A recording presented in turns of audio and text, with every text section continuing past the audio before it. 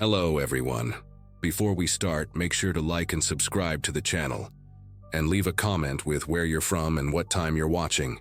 That way, YouTube will keep showing you stories just like this one. Now, let's begin. The summer of 2019 was brutal for me financially. I was 23, halfway through nursing school at UC Davis, and my car had just died. Between tuition, rent, and now needing transportation, I was desperate for quick cash. That desperation led me to the shadier corners of Craigslist, scrolling past the obvious scams and MLM schemes, looking for anything that could help me make rent. Most nights, I'd fall asleep with my laptop still open, job listings blurring together on the screen. It was a Thursday evening when I found the post. Mixed between ads for moving help and plasma donation, there it was. Medical assistant needed, 1 day, $500 cash. The description was minimal but specific enough to catch my attention. They needed someone with basic medical knowledge to assist with a private procedure, emphasizing discretion and professionalism. The poster mentioned they couldn't go to a hospital for personal reasons, but assured it was nothing illegal. Something about the formal tone made it seem legitimate, like maybe it was an undocumented immigrant afraid of deportation or someone without insurance needing basic care. I responded immediately, mentioning my nursing background and current studies. Within an hour, I received a reply from someone signing himself as William. His emails were articulate, almost scholarly in their precision. He explained he suffered from a rare neurological condition that made hospital visits problematic, something about extreme anxiety triggered by medical facilities. He needed help with what he described as a minor surgical intervention that any second-year nursing student could handle. We exchanged several emails where he asked about my experience with wound care, sterile technique, and basic anatomy. His questions were surprisingly thorough, the kind a medical professional might ask. The next morning, he sent an address in Roseville, about 20 minutes from campus. It was a nice neighborhood, the kind with maintained lawns and American flags on every other porch. I parked outside a beige 2-story house with a meticulously groomed garden. Wind chimes hung from the porch, playing a gentle melody in the morning breeze. Everything about the place screamed normalcy, which somehow made me more nervous than if it had been run down. I texted my roommate Lisa the address just in case, and walked up the driveway at exactly 10 a.m. as instructed. William answered before I could knock.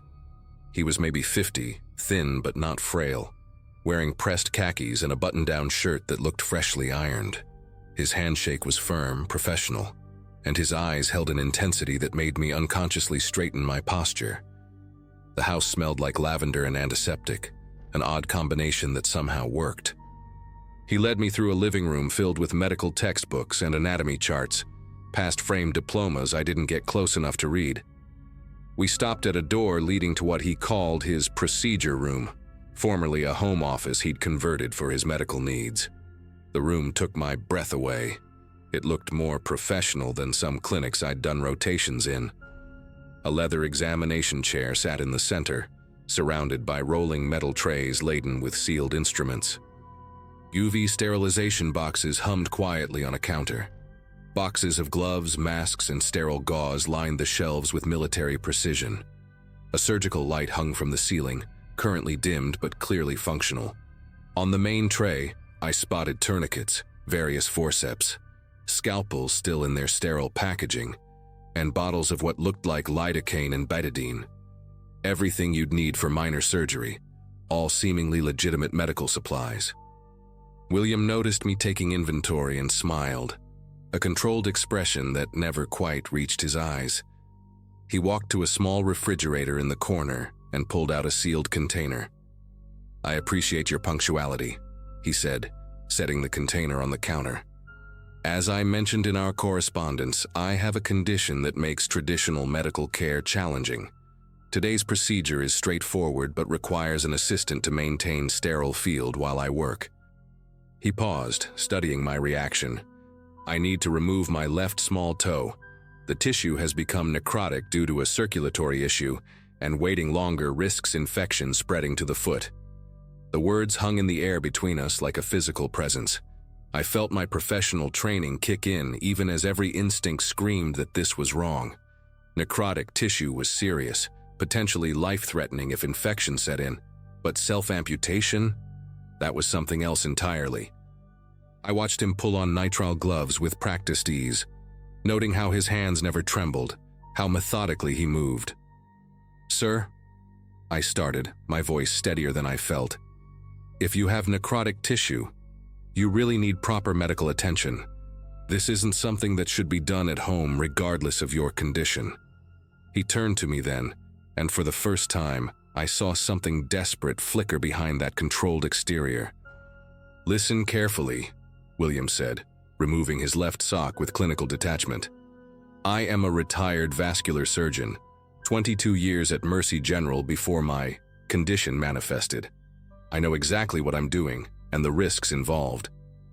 His foot appeared normal except for the smallest toe, which was indeed blackened and clearly necrotic. The demarcation line where healthy tissue met dead was distinct, about a centimeter from where the toe joined the foot. "I've already completed a course of antibiotics. Blood flow studies show the damage is isolated. I have everything needed for the procedure, including antibiotics for post-op. What I cannot do alone is maintain proper sterile technique while operating on myself." He pulled out a manila folder from a drawer and handed it to me. Inside were medical credentials, board certifications, even recent blood work showing no signs of systemic infection. Lab results from Quest Diagnostics dated 3 days ago, imaging studies showing the isolated necrosis. Everything appeared legitimate, down to the raised seals on his old medical license. "The $500 is yours whether you stay or leave," he continued, pulling out an envelope thick with 20s. "But if you leave, I'll attempt this alone, and we both know how that could end. One slip, one break in sterile field, and I could lose far more than a toe." The weight of his words settled on me like a lead blanket. Every ethical guideline I'd learned screamed against this, but the evidence was right there. The toe was dying, would need to come off regardless. If he really was a surgeon, he'd know the technique better than most ER doctors. I found myself mentally cataloging the supplies, proper anesthetics, sterile instruments, even suture materials that looked hospital grade. My eyes kept drifting to the toe, black as charcoal against his pale skin. "Why can't someone you worked with help you?" I asked, stalling while my mind raced. "Surely you have colleagues who would understand." William had already begun laying out instruments in order of use, each movement precise and automatic. "My condition," he said quietly, "is not physical. It's psychiatric. Severe PTSD from a patient death, triggered specifically by medical facilities and anyone I associate with that life. Even speaking about it now." His jaw tightened, and I noticed the first tremor in his hands. "You're safe because you're a stranger, a student. No connection to that world beyond your training." He looked at me directly, and I saw not madness, but a terrible clarity in his expression. "I've planned this for weeks. Timed the antibiotics, the blood work, even the weather. No rain means less humidity, lower infection risk. All I need is someone to hand me instruments and monitor for breaks in sterile field. 20 minutes, maybe 30. Then you leave with your money and never think about this again." I stood there for what felt like hours, but was probably only seconds. The rational part of my brain ran through scenarios. If I left and he attempted this alone, botched it, bled out or got sepsis, could I live with that? But if I stayed, assisted in what was technically an illegal procedure, what would that mean for my nursing license if anyone found out? The money on the counter seemed to pulse with possibility. Rent, groceries, gas for a month. William had returned to his preparations, moving with the calm efficiency of someone who'd made peace with their decision. "I'll need you to gown up," he said, gesturing to a package of surgical gowns on the side table. "Standard sterile technique. You remember that from your clinicals?" Maybe it was the clinical way he asked, or the familiar ritual of gowning and gloving, but I found myself moving forward. My hands went through the motions I'd practiced hundreds of times, secure the gown, gloves over the cuffs, check for tears or contamination.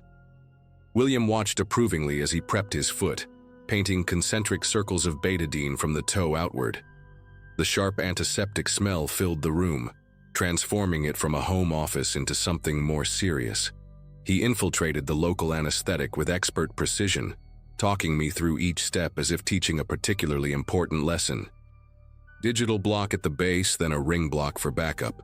Can't risk incomplete anesthesia when precision matters. What followed was perhaps the strangest half hour of my life. William worked with mechanical precision, narrating each step in the detached tone of a teaching surgeon. I passed instruments as requested, maintained the sterile field, and watched as he removed the necrotic toe with textbook technique. The bone saw made a sound I'll never forget, high-pitched and thin, nothing like the movies. He sutured the wound closed with tiny, perfect stitches, applied antibiotic ointment, and dressed it with the care of someone handling precious china. Throughout it all, his hands remained steady, his voice calm. Only once did he pause when a car honked outside, and I saw his whole body tense before forcing himself to continue. When it was over, William remained in the chair while I cleaned up, bagging the contaminated materials and the toe. He insisted on proper biohazard disposal, had even arranged for a medical waste pickup. He handed me a typed sheet of post-operative instructions, antibiotic schedule, and signs of infection to monitor. "I'll manage the follow-up care myself," he said, testing the dressing one final time. "The hard part's done." As I prepared to leave, he pressed the envelope into my hands along with an extra $100. "For being professional," he said simply, "and for understanding that sometimes the right thing and the legal thing aren't the same." I drove home in a daze, the money heavy in my pocket. Over the next few weeks, I found myself checking local obituaries, half expecting to see William's name. It never appeared. About a month later, I received a single text from an unknown number. "Healing well. Thank you." I never responded. Never told anyone except Lisa the bare minimum and tried to forget the whole thing. But sometimes when I'm working in the hospital now as a full RN, I think about William and wonder how many people like him exist, trapped between what they need and what the system can provide. I kept the extra $100 in my wallet for months, unable to spend it, until finally donating it to a free clinic downtown. Somehow, that felt like the right ending to the whole strange story.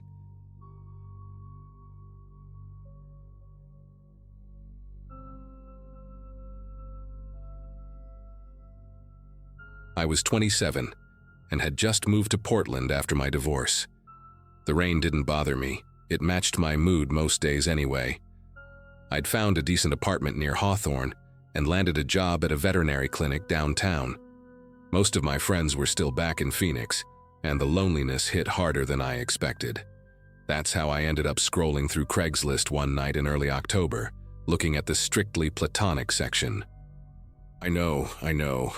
Not exactly the smartest move, but I figured maybe I'd find someone to grab coffee with, explore the city, just have normal conversations that didn't revolve around sick cats and dogs. His post stood out because it wasn't trying too hard. New to Portland, looking for someone to check out bookstores and food carts with. I promise I know the difference between your and your.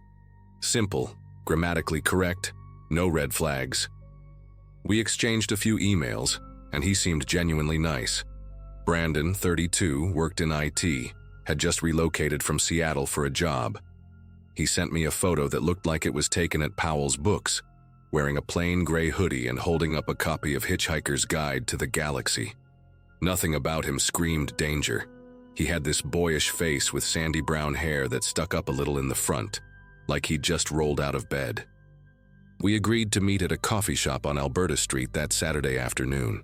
The first meeting went better than I'd hoped. Brandon showed up exactly on time, wearing the same gray hoodie from his photo, which I found oddly reassuring. He bought my latte without making a big deal about it, and actually asked questions about my job that showed he was listening. We talked for 3 hours, about books, about the weirdness of Portland compared to other cities, about our favorite episodes of The Office. He had this laugh that was almost silent, just his shoulders shaking while he grinned at something I'd said.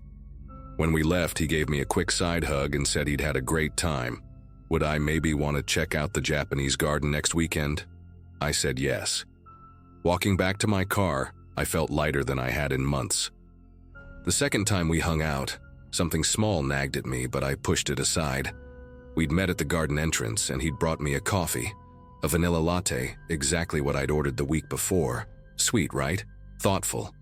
Except when I mentioned I usually preferred tea in the afternoons, his face did this quick thing, like a flash of irritation that disappeared so fast I wondered if I'd imagined it. "Oh," he said, "I'll remember that for next time." The rest of the afternoon was pleasant enough. He knew a lot about the different plants, pointed out the koi fish that had names, made jokes about tourists taking selfies. But when we were leaving, he asked what I was doing the next day and the day after that, and did I want to grab dinner Monday. When I said I had plans with a coworker Monday, that same flash crossed his face. "That's cool," he said. "Maybe another time." Monday morning, I walked into the clinic and nearly dropped my keys. Brandon was sitting in the waiting area, no pet carrier in sight, just scrolling through his phone. When he saw me, his face lit up like Christmas morning. "Hey, thought I'd surprise you with coffee before your shift." He held up 2 cups from the place down the street. My coworker Jenna raised her eyebrows at me from behind the reception desk. I forced a smile, took the coffee, tea actually, he'd remembered, and walked him outside. "How did you know where I work?" I asked, trying to keep my voice casual. He laughed that silent laugh. "You mentioned it was the clinic on 5th and Washington. Only one there, so..." He shrugged like it was nothing. After he left, Jenna asked who he was. When I explained, she made a face. "Girl, that's a little intense for someone you've hung out with twice." I decided to give him the benefit of the doubt. Maybe he was just awkward, overeager. I'd been there before, getting too excited about a new friendship. But then, Wednesday happened. I was grabbing lunch at a food cart pod near work when I spotted him at a table in the corner. He wasn't eating, just sitting there with a laptop open. When our eyes met, he waved enthusiastically and gestured for me to join him. "What are the odds?" he said when I walked over. My stomach felt tight, but I sat down anyway. We chatted while I ate my banh mi, and he mentioned he'd been working remotely from different spots around the city, trying to find his favorite. Made sense, I told myself. Portland's not that big. We probably just frequented the same areas. Friday afternoon, I was leaving work when I saw the gray hoodie again. This time, Brandon was across the street, leaning against a brick wall, looking at his phone. I ducked back inside before he could see me and watched through the glass door. He stood there for 20 minutes before finally walking away. That night, I got a text from him. "Haven't heard from you in a few days. Everything okay? Want to hang out this weekend?" I stared at the message for a long time before typing back that I was busy, maybe next week. His response came instantly. "Sure, no problem. Let me know when you're free. I really enjoy spending time with you." Something about the way he phrased it made my skin prickle. Saturday morning, I decided to test something. I told my roommate I was going to the farmer's market, made sure to mention it was the one at PSU, not the one closer to our apartment. Then I went to the PSU market as planned. I was examining some late-season tomatoes when I heard that familiar voice. "Hey, stranger." Brandon appeared beside me, canvas shopping bag in hand. "I love this market," he said. "Come here every Saturday." But his bag was empty, and I'd been there 40 minutes without seeing him until just now. I made an excuse about meeting a friend and left quickly, my heart hammering against my ribs. When I glanced back, he was still standing by the tomato stand, watching me go. That night, I couldn't sleep. Every car that passed my apartment made me peek through the blinds. Around 2 a.m., my phone buzzed. A text from Brandon.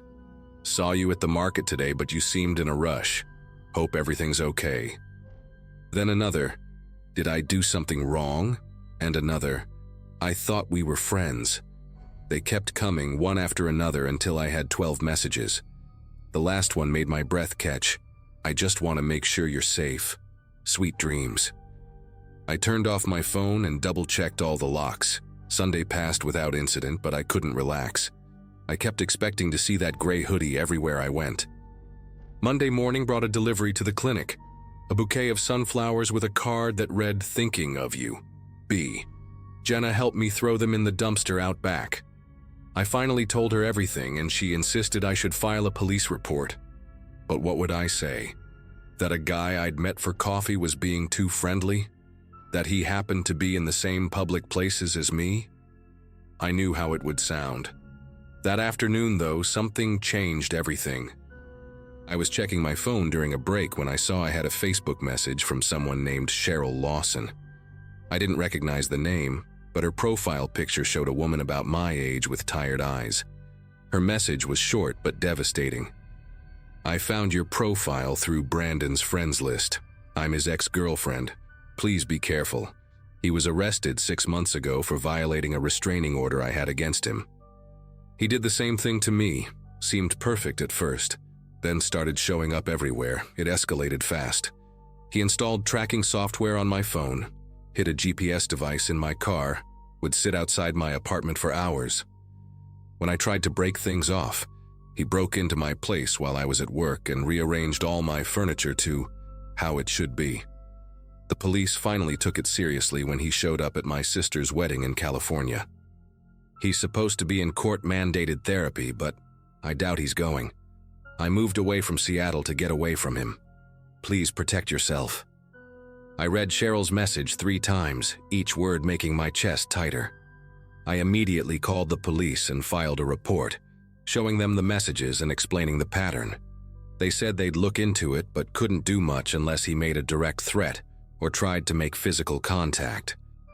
I changed my phone number that day, deleted all my social media, and started varying my routes to work. For a week, nothing happened. No sightings, no messages, no surprise visits. I started to breathe again. Then, the following Monday, I came home to find a letter taped to my apartment door. No return address, but I recognized the neat handwriting from the flower card.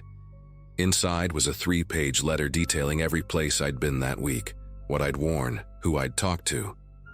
At the bottom, he'd written, "I know you're scared, but you don't need to be. I just want to take care of you. We belong together, and deep down you know it too." I packed a bag and stayed with Jenna that night. The next morning, we went to the courthouse together, and I filed for a restraining order. The judge granted a temporary one based on the letter and Cheryl's testimony via phone.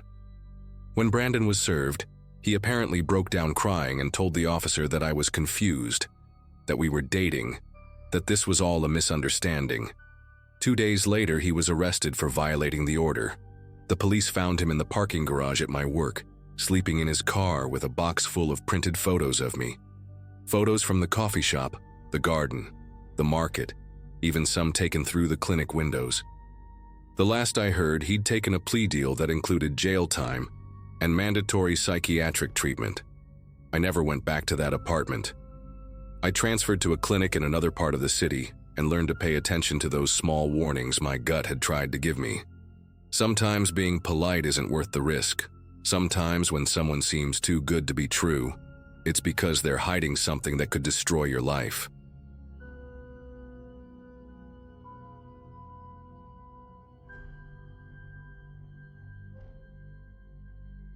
Something happened to me about 3 years ago that I still think about almost every day, and I finally decided to share it here because maybe someone can help me make sense of it. I was 17 at the time, living with my mom in a small apartment complex on the outskirts of Phoenix. Money was always tight. Mom worked double shifts at the diner downtown just to keep us afloat, and I'd been saving up from my part-time job at the local grocery store for months to buy an Xbox. All my friends had one, and I felt like such an outsider not being able to play online with them. I had finally scraped together enough cash from bagging groceries and helping elderly neighbors with yard work. The plan was to buy a brand new console, but when I counted my savings that Wednesday morning in March, I realized I was still about $60 short of what I needed for a new one from GameStop. That's when I decided to check Craigslist for used consoles. I had never bought anything from a stranger online before, But desperation makes you do things you normally wouldn't consider. I spent hours scrolling through listings, most of which were either way overpriced or looked sketchy as hell. Then I found it. An Xbox One with 2 controllers and 5 games for exactly what I had saved up. The listing was posted by someone called Gary M., and the photos looked legitimate enough. The console appeared to be in good condition, the controllers weren't too worn down, and the games included were actually ones I wanted to play. What really sold me was that the guy said he was moving across the country for work and needed to get rid of it fast. The price seemed almost too good to be true, but I figured it was worth the risk. I sent him a message that same afternoon, trying to sound more mature than I actually was.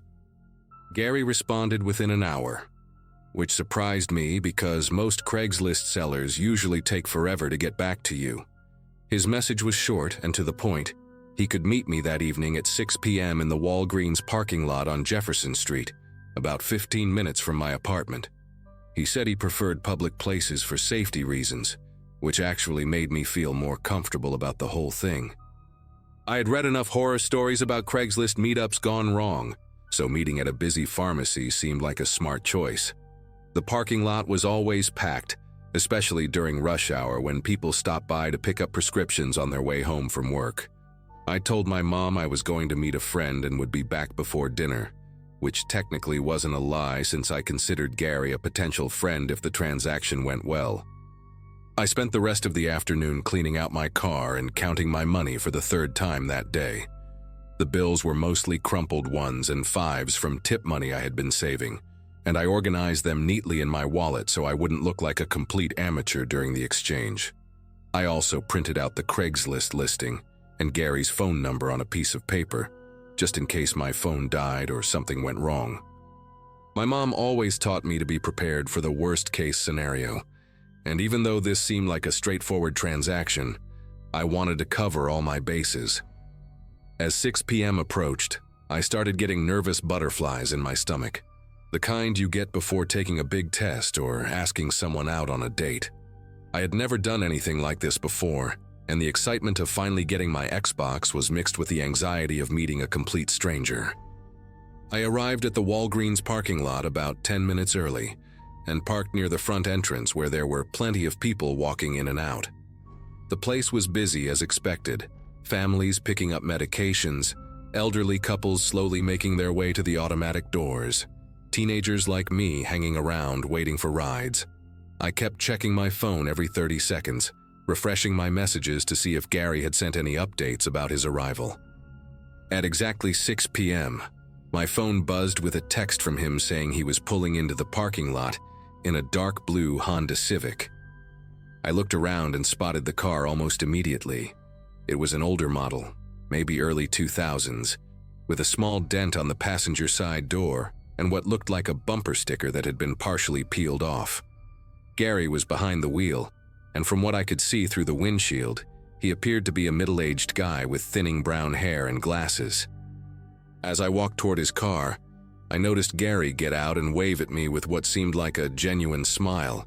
He was shorter than I expected, probably around 5'7", wearing a faded red flannel shirt and dark jeans that looked like they had seen better days. His sneakers were old and scuffed, the kind you wear when you're doing yard work or moving heavy furniture. What struck me as odd was how he kept glancing toward the back of his car, almost like he was checking to make sure something was still there. When I got closer, I could see the Xbox box sitting on his passenger seat through the window, which made me feel more confident that this was a legitimate transaction. Gary extended his hand for a handshake and introduced himself.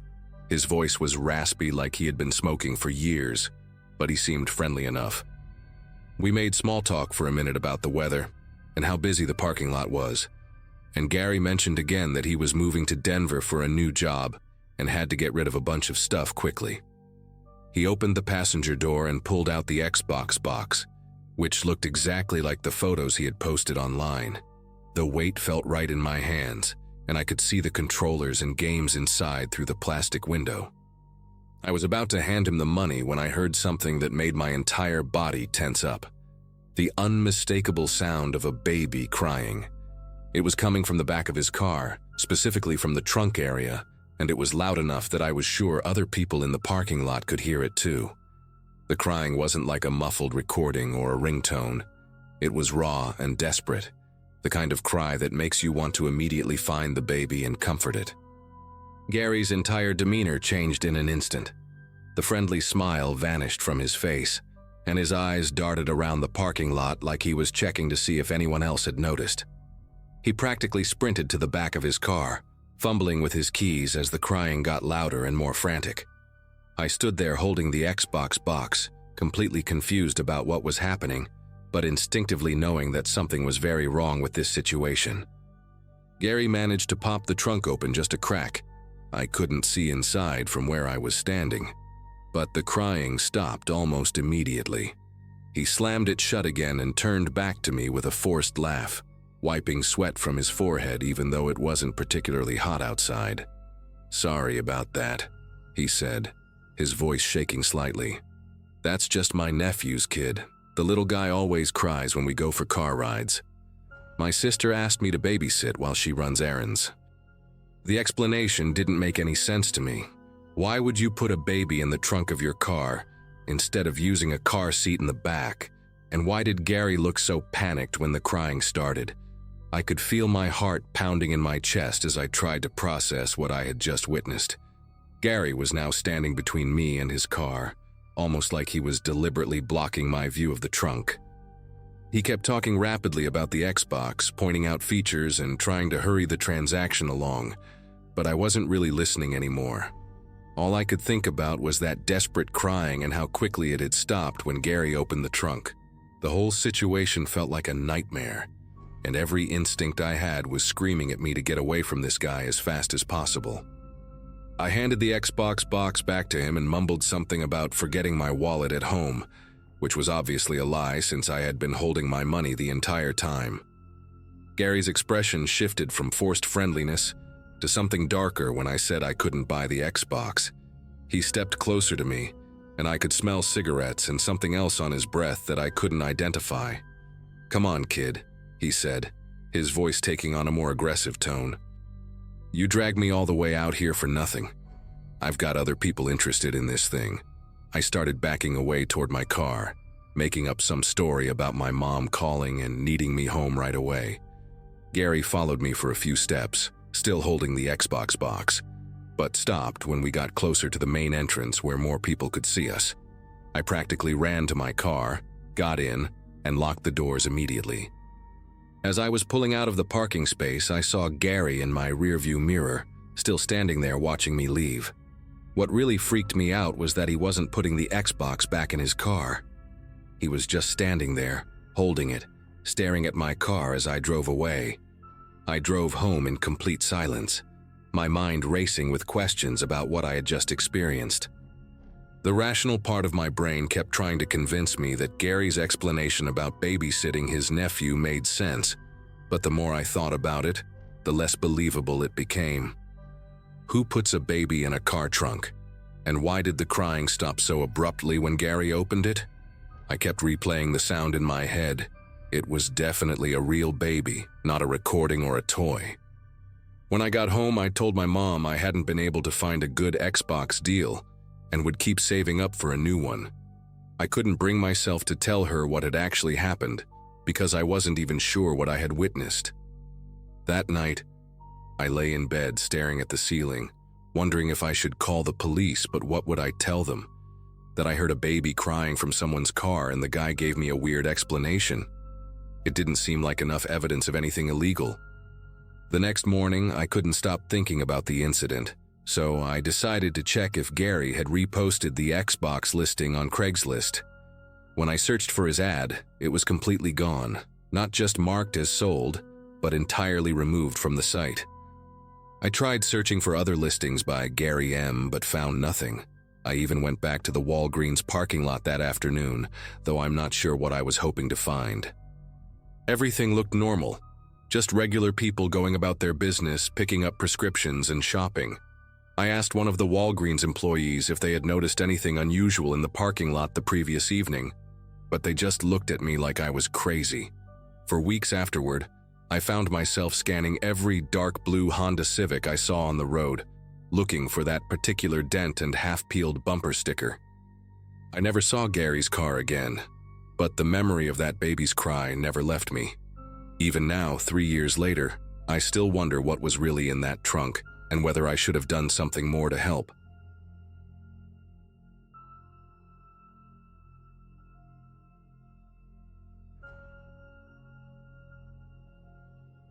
Looking back, I should have trusted my gut about that whole situation, but money was tight, and I needed every dollar I could get. At 34, I was working construction during the day and trying to make ends meet by renting out my power tools on weekends through Craigslist. It wasn't glamorous, but my DeWalt drill set and circular saw were top quality, and plenty of DIY guys in town were willing to pay decent money to borrow them for a day or two rather than buy their own. I'd been doing it for about 6 months without any real problems, mostly just weekend warriors wanting to build a deck or fix up their garage. The system was simple. Meet at a public place, check their ID, collect a deposit plus the rental fee, and arrange a return time. Usually went smooth as clockwork.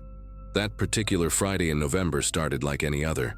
I'd posted my usual ad the night before, and by morning I had 3 responses sitting in my inbox. 2 were the typical requests: a guy wanting the drill for cabinet installation, another needing the saw for some fence repairs. But the 3rd email caught my attention because of how specific it was. The sender, who called himself David Chen, said he needed the full set for a basement renovation project and was willing to pay double my usual rate for a 3-day rental. He wrote in perfect English, mentioned he was new to the area and didn't have his own tools yet, and even offered to pay an extra security deposit to show he was serious. When someone's offering to pay that much above asking price, you don't ask too many questions. We arranged to meet Monday morning at the McDonald's parking lot on Elm Street. Neutral territory, plenty of witnesses, security cameras. David showed up right on time, driving a clean, newer model Chevy pickup that looked like it belonged to someone who actually did construction work. He was probably in his late 20s, average height, wearing work clothes that had seen some use but weren't beat to hell. What struck me most was how prepared he seemed. He had cash ready, knew exactly which tools he wanted to look at, and asked smart questions about battery life and blade sharpness. His driver's license looked legitimate when I checked it, and he handed over my asking price plus the security deposit without trying to negotiate. The whole transaction took maybe 10 minutes, and I walked away thinking I'd finally found one of those ideal customers you hope for but rarely get. The plan was simple. He'd use the tools Monday through Friday, then meet me back at the same McDonald's Friday evening to return everything and get his deposit back. Monday and Tuesday passed without incident. I didn't expect to hear from him anyway, since most renters just do their work and bring the stuff back when promised. But when Friday rolled around and 6 o'clock came and went with no sign of David, I started getting that familiar sinking feeling in my chest. I waited in that parking lot for over an hour, calling the number he'd given me every 15 minutes, but it just rang and rang before going to a generic voicemail. By 8 o'clock, I was pissed off and starting to panic, because those tools represented nearly $2,000 worth of equipment, money I absolutely could not afford to lose. The next morning, I woke up with that gnawing anxiety that comes from knowing you've been screwed over, but not knowing what to do about it. I tried calling David's number again, still nothing. I even drove back to the McDonald's like maybe he'd show up a day late, with some excuse about family emergencies or work running over. After sitting there for another wasted hour, I decided I needed to take action. I still had a photo of his driver's license on my phone from when I documented the rental, so I had his name and address, David Chen, 1247 Oakwood Drive. I'd never actually tracked down a customer before, but losing those tools would have meant weeks of scrambling to replace them, and I couldn't afford that kind of setback. The address was only about 20 minutes across town, in one of those older neighborhoods where the houses were built in the 70s and had seen better days. When I pulled up to 1247 Oakwood Drive, the first thing I noticed was how wrong everything looked. The house was clearly foreclosed. There was a bank notice stapled to the front door. The lawn hadn't been cut in months, and newspapers were piled up on the porch like nobody had lived there in ages. The windows were dark, some of them boarded up, and paint was peeling off the siding in long strips that fluttered in the breeze. I sat in my truck for a few minutes, trying to make sense of what I was seeing. Either David had given me a fake address, or he'd somehow been using this abandoned place for something. Both possibilities made my stomach twist into knots, but I'd come this far and wasn't about to turn around empty-handed. I parked on the street and walked up the cracked driveway, looking around to make sure none of the neighbors were watching. The front door was locked tight, but as I circled around to the backyard, I could see there was a small shed tucked back behind some overgrown bushes. It was one of those aluminum storage buildings you can buy at Home Depot, maybe 8 by 10 feet, with a simple padlock hanging from the door handle. Something about seeing that lock made my pulse quicken. If this place was truly abandoned, why would anyone bother securing a storage shed? I walked closer, stepping carefully through the tall weeds and broken glass scattered around the yard, and that's when I noticed the fresh tire tracks in the dirt leading right up to the shed door. The lock was one of those cheap master locks that you could probably cut with bolt cutters, but I didn't have any tools with me. I circled the shed looking for another way in, and found that one of the aluminum panels on the back side was loose, probably from years of weather damage. With some careful prying, I managed to bend it enough to squeeze through into the dark interior. The smell hit me immediately, a mixture of motor oil, rust, and something else I couldn't quite identify but made my throat burn. As my eyes adjusted to the darkness, I could make out shapes stacked against the walls, boxes, tarps, and in the corner closest to the door, a familiar red and black case that made my heart jump. My DeWalt drill set, sitting there like it was waiting for me to find it. I squeezed through that gap in the aluminum siding as quickly as I could, my shirt catching on the sharp edges and tearing slightly. Once inside, I fumbled around until I found my phone's flashlight, and the beam revealed more than just my tools. The shed was bigger inside than it looked from outside, and someone had been using it as some kind of workshop or storage space. There were plastic tarps hung from the ceiling like makeshift room dividers, extension cords snaking across the floor, and several folding tables covered with items I couldn't immediately identify in the dim light. But right there in front of me, clear as day, were my circular saw and the rest of my equipment, arranged neatly on one of the tables like they belonged there. The relief I felt at seeing them was immediately replaced by a creeping dread. If David had just wanted to steal my tools, why bring them here instead of selling them or taking them home? As I moved closer to collect my equipment, the flashlight beam swept across something that made me stop dead in my tracks. There, partially hidden under a crumpled fast food bag, was a work glove, the kind construction guys wear to protect their hands. But this one was stiff with what looked like dried blood, dark reddish-brown stains covering the palm and fingers. My mouth went dry and I felt my heartbeat thundering in my ears as I tried to convince myself it could be anything. Rust, paint, motor oil. But deep down I knew what I was looking at, and every instinct I had was screaming at me to grab my tools and get the hell out of there as fast as possible. I should have listened to those instincts, but curiosity and disbelief kept me rooted in place. I needed to understand what I'd stumbled into, so I forced myself to look around more carefully. That's when I spotted something white poking out from under one of the tarps near the back wall. Using a screwdriver I found on the table, I carefully lifted the plastic, and my flashlight illuminated a torn driver's license. The photo showed a middle-aged man with graying hair and kind eyes, someone who looked like he could have been anybody's father or neighbor. But what made my blood turn to ice was the name printed clearly across the bottom, Robert Martinez, with an address from 2 towns over. This wasn't David Chen's license. This belonged to someone else entirely, someone whose identification had ended up in this nightmare shed for reasons I didn't want to think about. The pieces started falling into place in the most horrible way possible. David Chen probably wasn't even a real name. Whoever had rented my tools had used them for something terrible, something that involved Robert Martinez and explained the blood on that glove. I realized I was standing in what might be a crime scene. touching evidence, breathing air that suddenly felt thick and contaminated. My first instinct was to call the police immediately, but then I remembered that my fingerprints were all over this place now, and I'd broken in illegally. How would I explain finding my stolen tools in a shed behind an abandoned house without sounding like I was involved in whatever had happened here? The whole situation felt like it was spinning out of control, and I needed to think clearly about my next move. I stood there in that shed for what felt like hours but was probably only a few minutes, my mind racing through every possible scenario. The smart thing would have been to leave everything exactly as I found it and call the police from a safe distance. But those tools represented my livelihood. Without them, I couldn't work, couldn't pay rent, couldn't survive. So I made a decision that still haunts me. I carefully gathered up my equipment, wiping down every surface I'd touched with my shirt. I used the screwdriver to push the bloody glove and torn license back under the tarp, exactly where I'd found them, then squeezed back through that gap in the aluminum siding.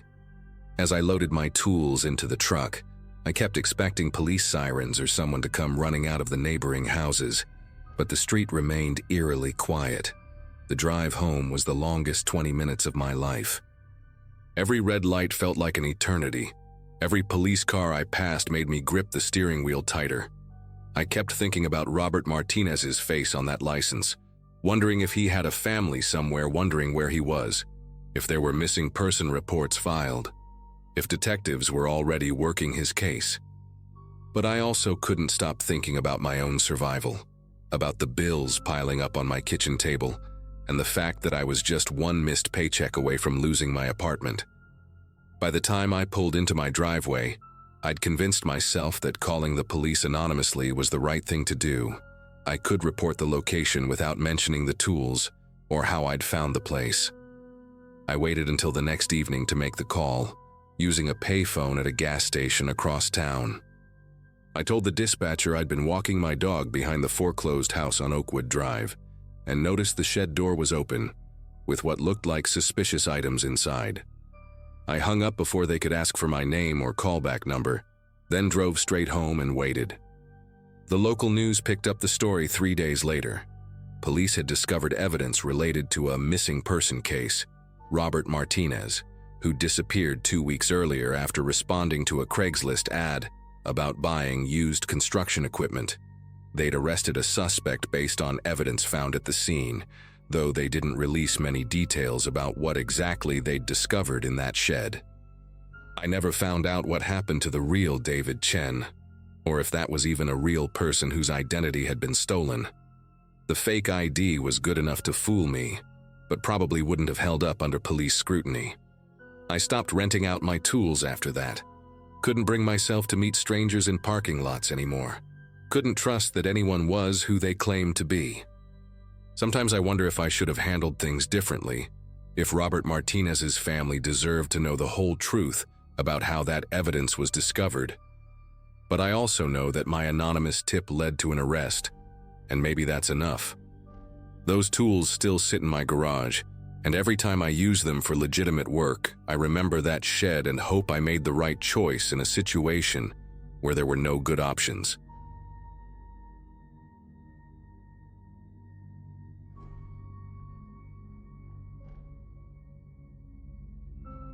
People always told me I was too trusting for my own good, but I never thought that would almost get me killed. At 26, I was working as a dental hygienist in a small town outside Phoenix, Arizona, living in a cramped apartment with my tabby cat, Whiskers. It was early September 2021, and I'd been going through a rough patch after my divorce from my college boyfriend. Whiskers was literally my only companion most days. I'd come home from cleaning teeth all day to find him waiting by the door, purring like a tiny motor. My brother Tyler, who was 3 years older and worked construction, always joked that I loved that cat more than most people loved their kids. He wasn't wrong. Wednesday morning started like any other, except when I got up to feed Whiskers, he was nowhere to be found. I searched every corner of my apartment, calling his name until my throat was raw. The bathroom window was cracked open about 6 inches. I always left it that way for fresh air, never thinking a cat could squeeze through such a small gap. But Whiskers was lean and determined when he wanted something. I spent my entire lunch break that day walking around the apartment complex, shaking his treat bag and asking neighbors if they'd seen him. By evening, panic had settled deep in my chest like a stone. The next morning, I posted on every social media platform I could think of and put up flyers around the neighborhood. But the most important thing I did was create a detailed Craigslist ad with Whiskers' photo. A beautiful shot of him sitting in a sunbeam, his green eyes bright and alert. I offered a $200 reward, which was basically my entire grocery budget for the month. But I didn't care. The ad described his distinctive white patch on his chest that looked like a tiny star, his habit of chirping instead of meowing, and how he had a small scar above his left eye from a kitten accident. I included my phone number and begged anyone who'd seen him to call immediately. The response came faster than I expected. Around noon on Thursday, my phone buzzed with an unknown local number. The man's voice was gravelly, like he'd been smoking for decades, and he spoke slowly with what sounded like a slight southern accent.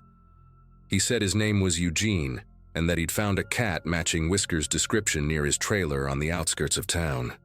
He described the white star marking perfectly, and even mentioned the scar, which made my heart leap with hope.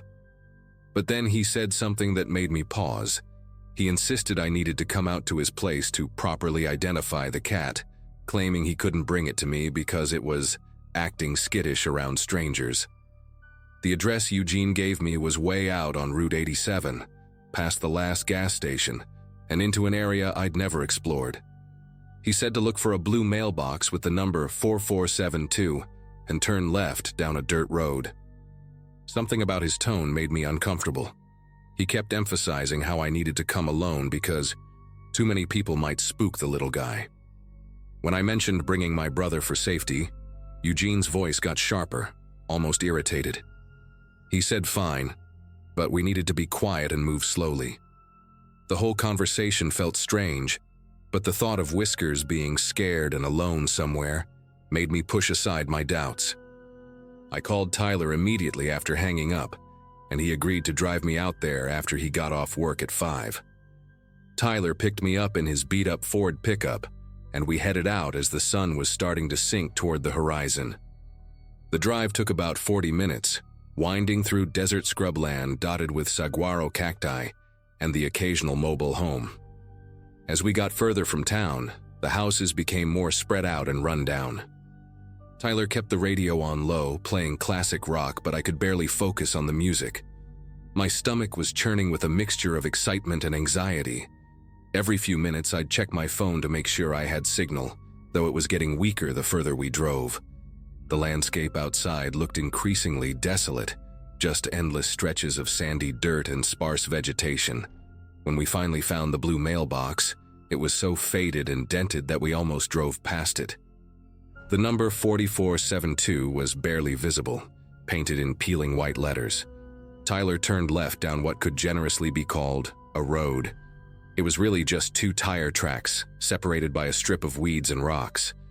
His truck bounced and lurched over potholes and debris. About a quarter-mile down this path, we came to a clearing that made both of us stop talking.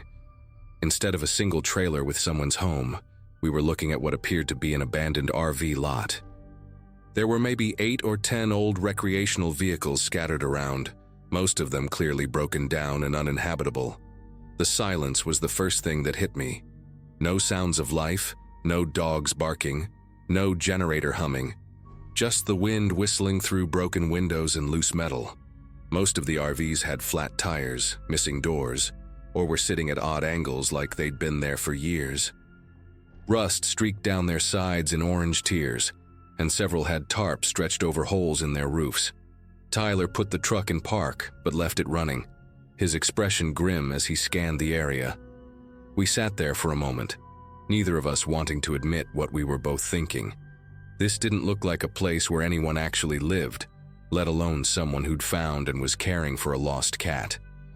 That's when we saw movement from the largest RV at the far end of the lot.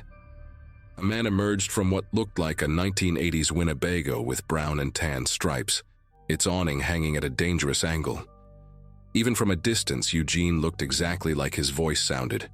weathered and rough around the edges. He was probably in his 50s, wearing a stained baseball cap and clothes that had seen better days. What made my skin crawl was how he stood there watching us, not waving or walking over like a normal person would. He just stared, completely motionless, as if he was studying us. Tyler muttered something under his breath about this being a bad idea, but I was still clinging to hope that maybe Whiskers was actually in there somewhere. Eugene finally started walking toward us, and I noticed he had a pronounced limp favoring his right leg. His face was lean and angular, with deep lines carved around his eyes and mouth. When he got close enough to talk, he didn't greet us normally. Instead, he launched right into insisting we needed to come inside his RV to see the cat. He claimed Whiskers was hiding under his bed and wouldn't come out for strangers, so we'd have to go in and coax him out ourselves. The way he said it felt rehearsed, like he'd practiced this conversation. Tyler and I exchanged glances, and I could see the warning in my brother's eyes. The whole setup felt wrong. Why wouldn't Eugene just bring the cat outside, or at least show us through a window? When Tyler politely suggested that Eugene could carry the cat out to us, the man's demeanor shifted dramatically. His friendly facade cracked, and irritation flashed across his face like storm clouds rolling in. He started talking faster, his words tumbling over each other as he explained why that was impossible. The cat was too scared, too traumatized, too delicate to be moved. He kept stepping closer to Tyler's truck, and I noticed his hands were clenched into fists at his sides. The way he was looking at us wasn't friendly anymore. It was calculating, like he was trying to figure out how to convince us to do what he wanted. My instincts were screaming at me to leave, but the possibility that Whiskers might actually be in there kept me frozen with indecision. Eugene's voice got louder and more agitated when we continued to hesitate. He started gesturing wildly toward his RV, insisting that we were wasting time and that the cat was getting more stressed by the minute. He claimed he'd spent his own money on cat food and had been taking good care of Whiskers for days, so the least we could do was trust him enough to come inside for 5 minutes. But there was something in his eyes that didn't match his words. A kind of desperate intensity that made every alarm bell in my head go off. Tyler must have sensed it too, because he quietly reached over and made sure his door was unlocked. The sun was getting lower, casting long shadows across the lot, and the whole place felt like it was holding its breath, waiting for something terrible to happen. That's when Tyler made the decision for both of us. He put the truck in reverse and started backing away slowly, telling Eugene through the open window that we'd come back another time with animal control to help safely retrieve the cat. Eugene's reaction was immediate and terrifying. He lunged toward the truck, yelling that we couldn't leave, that the cat needed us now. His voice cracked with desperation as he chased after us on foot, his limp making his gait uneven and frantic. In the side mirror, I watched him stumble and nearly fall, but he kept coming, shouting something about how we were making a mistake. Tyler floored it once we hit the main dirt road, kicking up a cloud of dust that obscured Eugene from view. My heart was pounding so hard I thought it might burst. The drive back to town was silent except for the sound of gravel hitting the underside of Tyler's truck. Neither of us spoke until we were safely back on the paved highway, and even then, it was just Tyler muttering about how we should call the police. But what would we tell them? That a man had asked us to come inside his RV and we'd refused? That he'd acted strange when we tried to leave? It all sounded paranoid when I thought about it rationally, but my gut told me we'd just escaped something horrible. When we got back to my apartment, I immediately checked my Craigslist ad and noticed something chilling. Eugene had been the only person to respond to it, despite the $200 reward and detailed description. No legitimate sightings, no other calls, nothing. Tyler insisted on staying the night, sleeping on my couch with a baseball bat within reach. We spent hours dissecting every detail of the encounter, trying to make sense of what Eugene's real intentions might have been. The more we talked, the more convinced we became that there had never been any cat at that RV lot. The way he'd described Whiskers' markings so perfectly could have come straight from my Craigslist post, and his insistence that we come inside felt like a trap that we'd barely avoided. Tyler called his buddy who worked for the county sheriff's department and described the location, just in case other people had reported similar incidents. Apparently, that area was known for transients and had been the site of several theft reports over the years. The next morning brought the miracle I'd been praying for, but in the most ordinary way possible. Whiskers showed up at my apartment door, skinny and dirty but completely unharmed. He'd apparently been hiding in a storm drain 3 blocks away, probably too scared to venture out until he got desperate enough for food. My neighbor's kids found him that morning and recognized him from the flyers I'd posted around the complex. As I held him close, feeling his familiar purr against my chest, I realized how close I'd come to walking into what could have been a nightmare scenario. Tyler and I agreed never to respond to isolated locations again without police backup, and I took down my Craigslist ad immediately. Sometimes I still think about Eugene and that abandoned RV lot, wondering how many other people he might have contacted with similar stories, and whether we were the first ones smart enough to drive away.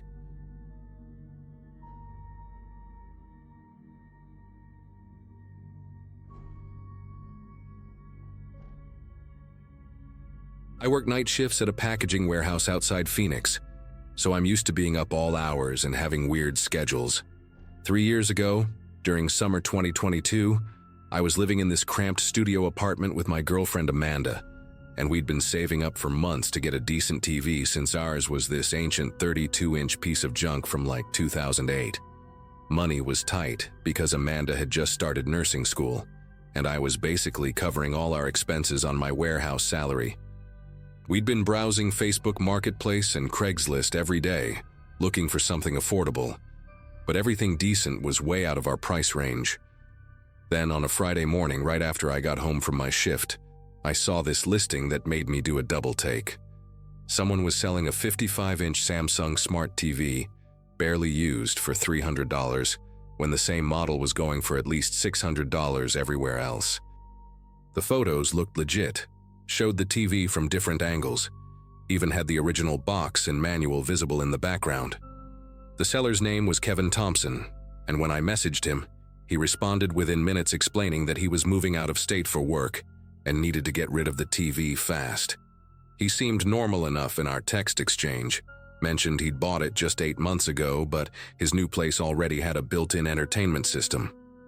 What struck me as a little unusual was that he insisted we meet in the underground parking garage of his apartment complex, instead of just having me come up to his unit. He said the elevator had been broken for weeks, and he lived on the 8th floor, and there was no way he could carry a 55-inch TV down all those stairs by himself. Made sense to me at the time, especially since he offered to bring it down to the garage level ahead of our meeting time so I wouldn't have to wait around. We agreed to meet at 2 p.m. that same day, and he sent me the address of the building along with instructions to park near the south entrance and take the stairs down to sublevel B. Amanda thought the whole thing seemed a bit sketchy, mainly because of the unusually low price, but I convinced her that some people really do need to sell things quickly when they're moving. I'd bought stuff off Craigslist plenty of times before without any issues, and this didn't seem much different except for the good deal we were getting. I grabbed the $300 in cash from our savings envelope, told Amanda I'd be back in an hour with our new TV, and headed out in my beat-up Nissan Sentra. The apartment complex was about 20 minutes away in a decent part of town, one of those newer developments with clean brick buildings and well-maintained landscaping. When I pulled into the parking lot, I noticed it was pretty quiet for a Friday afternoon, with only a handful of cars scattered around. The building Kevin had directed me to looked just like all the others, and I easily found the south entrance with the stairwell that led down to the underground garage. The garage was dimly lit, with those fluorescent lights that buzz and flicker, and it had that musty concrete smell mixed with car exhaust that all underground parking areas seem to have. It was bigger than I expected, stretching out in both directions with numbered parking spaces and concrete pillars every 20 feet or so. I checked my phone and saw it was exactly 2 p.m., so I started looking around for Kevin and the TV. The place was eerily quiet except for the hum of the ventilation system and the occasional drip of water somewhere in the distance. I walked deeper into the garage, my footsteps echoing off the concrete walls, scanning the area for any sign of the cellar or a TV box. After about 5 minutes of searching, I spotted something near the far wall, past a row of parked cars. There, sitting by itself against the concrete wall, was a large cardboard box that looked exactly like a TV box, complete with Samsung branding and product images on the side. As I got closer to the box, I could see it was still sealed with the original tape, and it definitely looked like the real deal. The model number matched what Kevin had listed in his ad, and the box seemed heavy enough to actually contain a TV. I pulled out my phone to text Kevin that I'd found the box but didn't see him anywhere, when I heard the echo of footsteps behind me. They were slow and deliberate, not like someone just walking casually through a parking garage. I turned around expecting to see Kevin approaching with an apologetic smile for being late, but instead, I saw a figure about 30 feet away, walking toward me from the direction I'd just come from. The person was wearing dark clothing and had something covering their face. Not a ski mask exactly, but more like a bandana or scarf pulled up over their nose and mouth, with a baseball cap pulled down low over their eyes. What made my heart start racing wasn't just the mask. It was what I could see in their hands. They were holding what looked like white plastic zip ties, the heavy-duty kind we used at the warehouse to secure large packages. The person wasn't running or moving aggressively, but there was something calculated about the way they were walking, like they were trying not to startle me into bolting immediately. I stood there for what felt like forever, but was probably only a few seconds, trying to process what I was seeing and figure out if there was some innocent explanation. Maybe this was Kevin and he was wearing a mask because he was sick, and the zip ties were for securing the TV box somehow. But every instinct I had was screaming that this situation was completely wrong, and I needed to get out of there immediately. I didn't waste time trying to figure out who this person was or what they wanted. I just turned and ran toward the nearest exit, which was back the way I'd come, but the masked figure was blocking that route. So I headed deeper into the garage, hoping to find another stairwell or exit ramp. The footsteps behind me quickened, and I could hear them getting closer as I weaved between parked cars and concrete pillars. My work boots were making too much noise on the concrete floor, basically announcing exactly where I was to whoever was chasing me. I ducked behind a large SUV and tried to catch my breath while listening for the footsteps, which had stopped completely. The silence was almost worse than hearing them, because now I had no idea where this person was, or if they were sneaking up on me from a different direction. After crouching behind the SUV for what felt like several minutes, I carefully peered around the bumper and saw the garage was empty. No sign of the masked figure anywhere. I waited another few minutes, then made a quick dash for what looked like an exit ramp leading up to street level. I didn't stop running until I was back at my car, and even then I sat there for a while with the doors locked, watching the entrance to make sure no one followed me out. I tried calling Kevin's number several times, but it went straight to voicemail, and when I checked the Craigslist listing later that evening, it had been completely deleted. I never found out who that person was or what they were planning to do with those zip ties, but I'm pretty sure I wasn't supposed to walk away from that garage. Amanda made me promise to never meet strangers in isolated places like that again, and I've stuck to that promise ever since. The whole drive home, I kept checking my rearview mirror to make sure nobody was following me. My heart was still pounding when I walked through our apartment door, and Amanda immediately knew something was wrong just by looking at my face. When I told her what happened, she went pale and made me sit down while she got me a glass of water. She kept asking if I was sure about what I saw, not because she didn't believe me, but because the whole thing sounded so surreal. We spent the next hour going over every detail, trying to figure out if there was any logical explanation for why someone would lure me to an underground garage with a fake TV listing. The more we talked about it, the more obvious it became that this was some kind of setup, and I'd basically walked right into whatever trap they'd laid out. Amanda insisted we call the police, so we did. But honestly, they didn't seem too interested when I explained that nothing actually happened to me. The officer who took my report said that without any physical evidence or actual crime being committed, there wasn't much they could investigate. He did say they'd patrol that area more frequently for a few days, and he advised me to be more careful about Craigslist meetups in the future. What bothered me most was that this Kevin Thompson guy clearly didn't exist. The phone number was probably a burner, and the listing had vanished without a trace.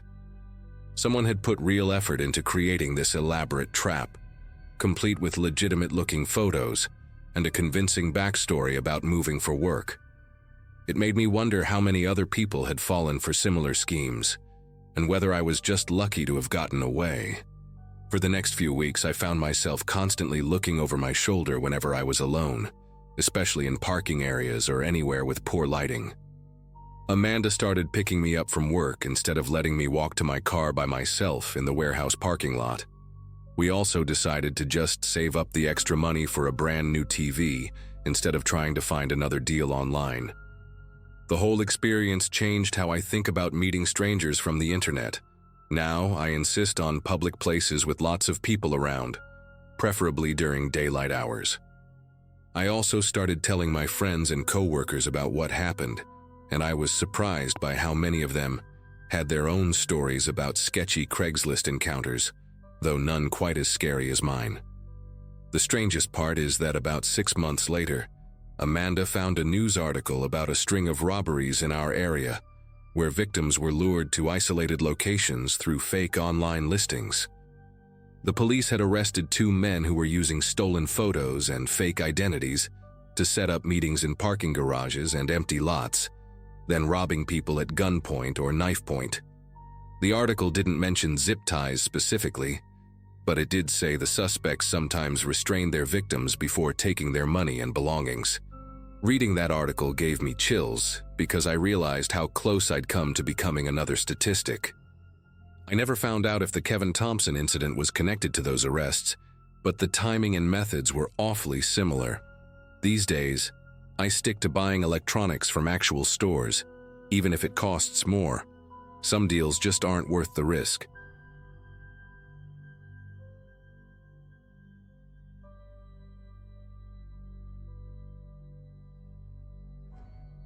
Everyone always told me that taking random gigs off Craigslist was asking for trouble, but as a broke college junior trying to pay for textbooks and ramen noodles, I didn't have much choice. The posting seemed legitimate enough. Some guy named Mitchell needed someone to watch his 2 cats for a long weekend, while he visited family in Colorado. $50 a day plus free food from his fridge sounded like a dream compared to my usual diet of instant mac and cheese. I was studying psychology at the local state university, living in a cramped dorm with my roommate Sarah, who had the annoying habit of bringing guys over at all hours. A quiet weekend in someone else's house, getting paid to basically do homework while keeping 2 cats company, felt like winning the lottery. The semester had been brutal. Between my part-time job at the campus bookstore and trying to maintain my GPA for my scholarship, I was running on about 4 hours of sleep most nights. Mitchell seemed nice enough when we met at a coffee shop near campus to exchange keys and go over the house rules. He was probably in his 40s, wearing a wrinkled button-down shirt and khakis that looked like he'd slept in them. His beard was slightly unkempt, and he had this nervous energy about him, constantly checking his phone and tapping his fingers on the table. The cats were named Pepper and Salt. He showed me pictures on his phone of 2 fluffy orange tabbies that looked identical to me. He explained that they were indoor cats, very shy, and would probably hide most of the time I was there. The house was about 20 minutes from campus, in one of those older residential neighborhoods where all the houses looked like they'd been built in the 70s. He handed me a crumpled piece of paper with his cell number and said to text him if anything came up, though he mentioned cell service might be spotty where he was going. Something about the way he avoided eye contact when he said that struck me as odd, but I brushed it off as social awkwardness. The house itself was exactly what you'd expect from a middle-aged bachelor who owned 2 cats. It was clean enough, but everything had that lived-in feeling. Newspapers stacked on the kitchen counter, a few dishes in the sink, and that faint smell of cat litter that never quite goes away no matter how often you clean it. The living room had an old leather couch that sagged in the middle, and a massive CRT television that probably weighed more than my car. The kitchen was small but functional, and Mitchell had left a note on the refrigerator about where to find the cat food and litter box. I'd arrived Friday evening around 6, just as the sun was starting to set, casting long shadows through the windows. The cats were nowhere to be seen, which Mitchell had warned me about. He said they'd probably emerge once they got used to my presence, maybe by Saturday morning. I set my backpack down in the guest bedroom, a tiny space with a single bed and a dresser that looked like it came from a thrift store. The whole place had this quiet, settled feeling, like it had been frozen in time for years. Saturday morning came and went without any sign of the cats, which started to worry me a little. I'd brought enough homework to keep me busy for the entire weekend, 2 psychology papers and about 300 pages of reading for my abnormal psych class. I spread everything out on the kitchen table and got to work, occasionally calling out for pepper and salt, in that ridiculous voice people use when talking to animals. The house stayed silent, except for the occasional creak of settling wood and the hum of the refrigerator. I texted Mitchell around noon to let him know everything was going fine, but I didn't hear back. By evening, I was starting to feel a little creeped out by the complete absence of the cats. I'd searched every room, looked under beds and couches, even checked the closets. It was like they'd vanished into thin air. I tried to convince myself they were just really good at hiding, but something nagging at the back of my mind kept whispering that maybe something was wrong. The house felt too quiet, too empty, like even the cats knew something I didn't. That night was when everything started to get weird. I'd settled into the living room with my laptop, working on a paper about cognitive behavioral therapy, while some mindless sitcom played in the background for company. The house had gotten cold as the sun went down, and I'd found an old Afghan on the back of the couch that smelled faintly of fabric softener and cat hair. Around 11:30, I heard what sounded like footsteps coming from somewhere above me. At first, I thought maybe it was just the house settling. Old houses make all kinds of noises, right?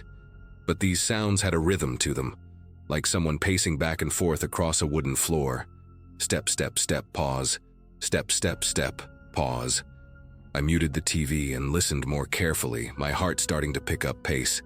The footsteps continued for maybe 5 minutes before stopping completely. I sat there in the silence, straining to hear anything else, but the house had gone back to its usual quiet hum. I tried to rationalize it. Maybe it was a neighbor's house, sound traveling through thin walls, or pipes expanding and contracting with the temperature change. The footsteps started again around 2 in the morning, just as I was drifting off to sleep in the guest bedroom. This time they were more distinct, more deliberate. I could hear them directly above my room, a slow, measured walk from one end of what sounded like a hallway to the other. The floorboards creaked with each step, and I could even hear what sounded like something being dragged occasionally.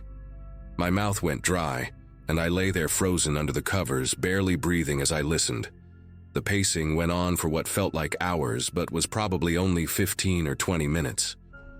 I grabbed my phone and almost called the police, but what would I tell them? That I heard footsteps in an empty house where I was supposed to be the only person. They'd probably think I was some paranoid college kid letting my imagination run wild.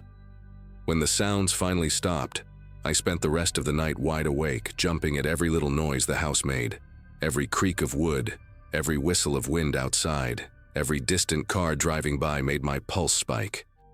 Sunday morning brought no relief. If anything, the daylight made everything feel more unsettling, because I could think more clearly about what I'd heard.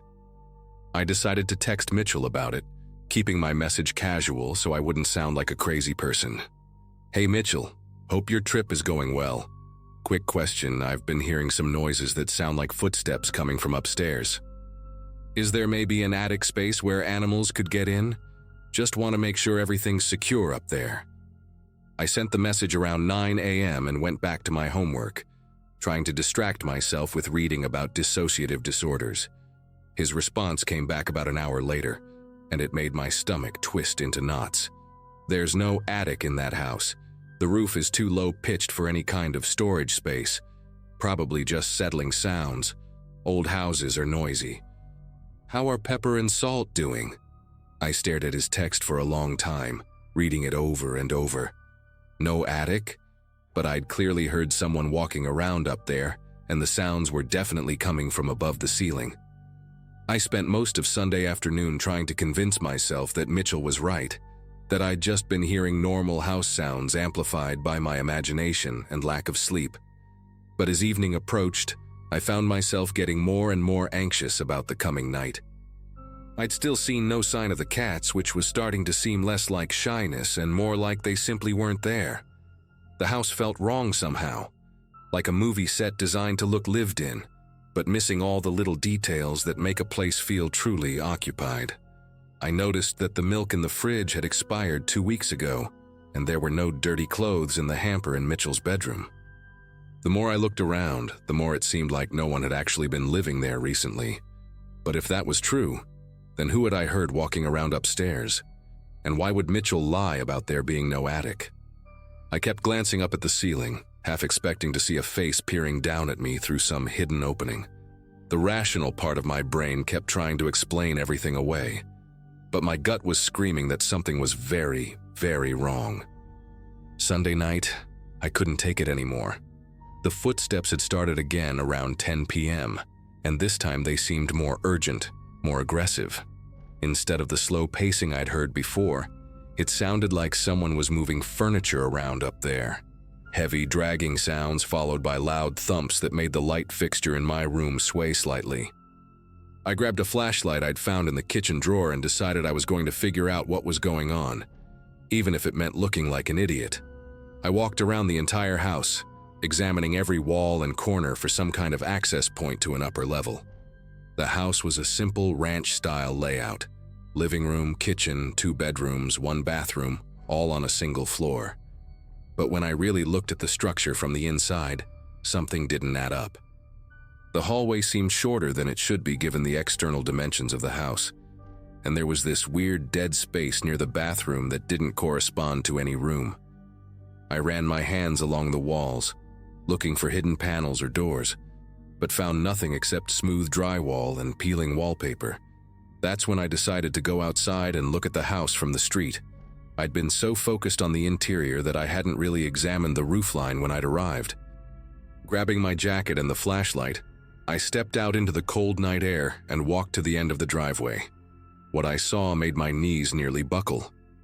There, clear as day on the side of the house facing the backyard, was a small window tucked under the eaves of the roof. It was dark, but it was definitely there. A real window with a frame and everything, not just some decorative accent. The roofline was higher than I'd realized from inside, easily tall enough for a person to stand in an attic space. Mitchell had lied to me. But why? I stood there staring up at that window, my mind racing through possibilities. Maybe he'd forgotten about the attic, or maybe he was renting the house and didn't know about it himself.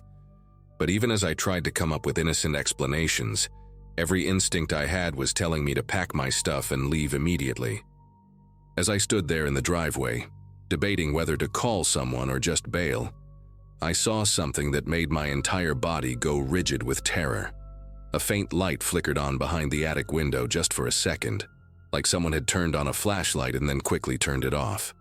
My eyes were locked on that window, and I barely dared to breathe as I waited to see if it would happen again. Then slowly, a shadow moved across the glass. It was definitely the silhouette of a person. I could make out a head and shoulders clearly outlined against what must have been some kind of light source inside. The figure seemed to be looking down at me, and even though I couldn't see any details, I had the overwhelming sensation that whoever was up there was staring directly at me. We stayed like that for what felt like an eternity. Me frozen on the driveway, and this mysterious person watching me from a window that supposedly didn't exist. My heart was hammering so hard I could hear it in my ears, and every muscle in my body was screaming at me to run. The spell broke when my phone buzzed with a text message, the sound so startling in the silence that I actually jumped and let out a small yelp. I fumbled for my phone, my hands trembling as I tried to unlock the screen while keeping my eyes on the attic window. The text was from Mitchell. "Everything going okay? Haven't heard from you today." The timestamp showed it had been sent just 30 seconds ago. I looked back up at the window and the figure was gone. just dark glass reflecting the streetlight. But I knew what I'd seen. Someone was living in that attic, someone Mitchell either didn't know about or was deliberately hiding from me. I typed back quickly, "Actually having some issues. Need to talk to you ASAP, can you call me?" His response came back almost immediately. "Can't call right now, what kind of issues? Are the cats okay?" That's when it hit me. In all his concern about my issues, he'd asked about the cats first. The cats I still hadn't seen. The cats that might not even exist. I didn't waste another second outside. I ran back into the house, grabbed my backpack, and started shoving my things into it as fast as I could. My hands were shaking so badly I could barely zip the bag closed, but I knew I had to get out of there before whoever was upstairs decided to come down. As I was heading for the front door, my phone rang. Mitchell's name flashing on the screen. Against my better judgment, I answered it. "Listen," I said before he could speak. "There's someone in your attic. I saw them in the window. I'm leaving right now." There was a long pause. Then Mitchell's voice came through, but it sounded different. Colder, more calculated. "You need to calm down," he said. "There's no one in the house except you. You're probably just tired and seeing things." But I could hear something in the background of his call. The same creaking floorboards I'd been hearing above my head. He wasn't in Colorado. He was in the house with me, somewhere upstairs, and he'd been there the whole time. "I know you're here," I whispered into the phone, backing toward the front door. "I can hear the same sounds on your call that I've been hearing above me." The line went quiet for a moment. Then I heard him sigh. "You're a smart girl," he said, and his voice was closer now, like he'd moved to a different part of the attic. Smarter than the others. They usually just convinced themselves they were imagining things. Others. My stomach dropped as I realized this wasn't the first time he'd done this. How many other college students had he lured here with fake house-sitting jobs? And what had happened to them? I could hear movement upstairs now, footsteps heading toward what must be a staircase or ladder. I turned the deadbolt and yanked the front door open, but it only moved about 6 inches before stopping with a loud clank. There was a chain lock at the top that I hadn't noticed before, positioned too high for me to reach easily. I stretched up on my tiptoes, frantically trying to unlatch it while listening to the sounds of someone climbing down from the attic. The chain finally came loose and I burst out of the house, running toward my car parked on the street. Behind me, I could hear the front door slam open and heavy footsteps on the porch. I didn't look back as I fumbled with my keys, my fingers barely working from the adrenaline and cold. The car started on the second try, and I peeled away from the curb so fast my tires squealed against the asphalt. In my rearview mirror, I saw a figure standing in the doorway. Definitely not the nervous, disheveled man I'd met at the coffee shop. This person was taller, broader, wearing dark clothes that made him blend into the shadows. I drove straight to the police station, my phone buzzing continuously with calls from Mitchell's number that I didn't dare answer. When I told the desk sergeant my story, he listened patiently, but I could see the skepticism in his eyes. A house-sitting job from Craigslist, mysterious sounds in the attic, a homeowner who lied about the house's layout. It sounded crazy even to me as I said it out loud. The police did send a car to check on the house, but when they got there, it was completely empty. No sign of anyone living in the attic, no evidence of the cats that were supposed to be there, and no trace of Mitchell or whoever had been upstairs. The officers found that the house had been on the market for 3 months after the previous owner moved to a nursing home. No one named Mitchell had any legal connection to the property.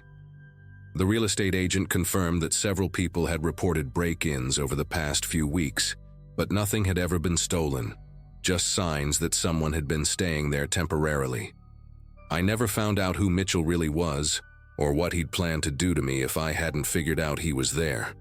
The police theorized that he was probably a transient who'd been using the empty house as a base to run some kind of scam, targeting vulnerable college students with fake job postings.